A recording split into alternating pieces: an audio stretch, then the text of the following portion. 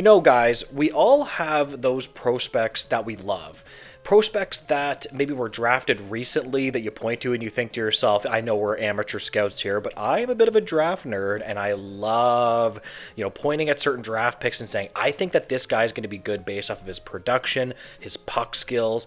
Some guys have really good fundamentals, even if they don't score a lot. You look at a player with excellent fundamentals and you think to yourself, no. I think that this is a player that's going to be pretty darn good in the future. We're going to be talking about how that relates back to the Canadiens. We're going to be talking about Patrik Laine and signing rumors, plus a familiar name that goes back to trade rumors that we've seen that relate to the Canadiens. But guys, welcome back to Pixel Plus Hockey. If you could make sure to hit that subscribe button, it would be so greatly appreciated. And I'm so humbled at all the support that I'm already getting from you guys. Again, thank you so much.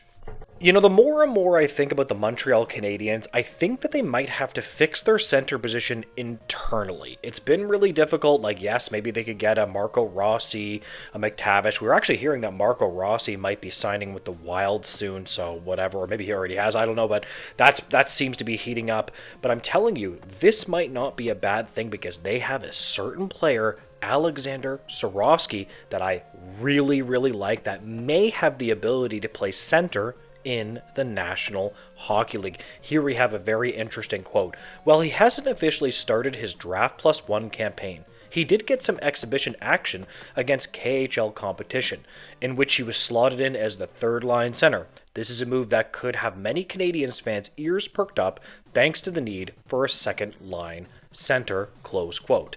Yes, he is the type of player that I think has enough puck skills, enough, edge work. I mean, he might not be the biggest player, but that doesn't matter as long as you put other sizable players around him. And by the way, guys, by big, I mean that he's not that weighty. He's a skinny guy. He's only like 163 pounds, but he has some height. So here's the thing. If he can grow into his frame, he actually has potential as a center because he has the height, but he doesn't have the meat on his bones. I'm sorry, you need to be a little bit beefy in the National Hockey League to play center. You need to have a high-level IQ. You need to have, good edge work. You need to have good defensive acumen because, again, you got to come down low. You got to help your defenseman. You got to cover the middle ice. You're going to have to carry the puck a lot. And this is very important. And I see this in Alexander Swarovski's future. And he was selected in the second round, might I add. Shifting gears away from Swarovski, I want to talk about Patrik Laine. Okay, a lot of people gave me guff by saying that I would give Patrik Laine up to 8.5. I understand that people might not like Laine, but I think a guy that can score between 25, 35 goals, no matter what, those guys are always going to get paid. And we talked about the fact that he might be setting the market. And what I mean by that, or looking at the market. And what I mean by that is he might be going to free agency because he kind of alluded to that he gets to choose where he's going to go, which kind of got me thinking okay, is he going to go elsewhere? Do you understand what I mean? And honestly, these new comments by Patrik Laine are actually pretty good if you like him. And I do like him if he stays in Montreal on a bargain, that is. We have an interesting quote here. Patrik Laine made it clear this week that he envisions his future with Montreal Canadiens. Open to signing an extension with the team, Laine noted, I'd be more than happy to obviously play here. It's been a pleasure to be part of the city and the organization for a year now, close quote. Honestly, Montreal Canadiens have a history of being able to sign players long-term. I mean, look at Nick Suzuki. You got Caulfield. I bet you any money they'll get Lane Hudson signed to a 7 or 8 year deal. They'll probably get him on a long-term deal as well. I think that they can keep Laine around. Now, I understand. In the perfect world, I would like Laine probably where Brock Besser got paid. I think that Brock Besser and him are very similar players, and I agree that Laine is a bit of a passenger, but at the end of the day, power play matters, man. In the playoffs, you don't think your power play matters? You don't think that guys burying pucks on the power play matters? It's incredibly important. When it comes to Patrik Laine, the last thing that I'll say about him that I'll be surprised if he takes less than he's getting paid now, especially with a rising cap, or gets less.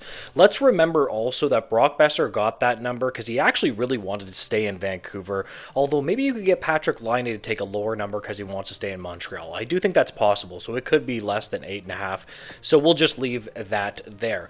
Now, switching gears, we do know the Montreal Canadiens were all over a certain St. Louis Blues player. Now, they did go ahead and get Bolduc, but there was a really interesting comment that I found on NHL Rumor Report that related to the Montreal Canadiens. The team's trade talks with Buffalo Sabres regarding Byram cooled before he resigned, but all it takes is a phone call. Likewise, clubs still like Kyrou. Close quote. Very, very interesting. We do know that the Montreal Canadiens were actually pretty hotly pursuing Kyrou. There was a while there where it looked like they were going to acquire him. Now, they did go ahead and get Bolduc, but that doesn't put this to bed just yet. We know that they really want somebody highly skilled to play with Demidov, and if that doesn't happen to be a center, whatever. I have personally put it in that I wouldn't mind Bolduc playing with perhaps Demidov. I think that would be a really, really interesting line in my opinion.